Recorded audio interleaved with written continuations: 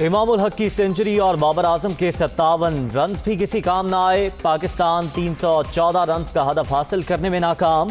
पूरी team 46वें over में 225 पर ढेर। ऑस्ट्रेलिया ने पहला वनडे 88 रन से जीत लिया।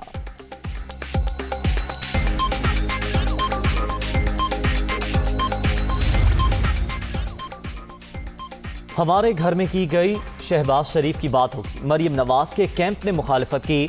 इमरान खान ने वजारत आला की कंफर्म ऑफर दी। MQM से मामला तय। वज़ीर आज़म के खिलाफ अदम एतमाद की तहरीक कामयाब नहीं होगी। परवेज इलाही का दावा।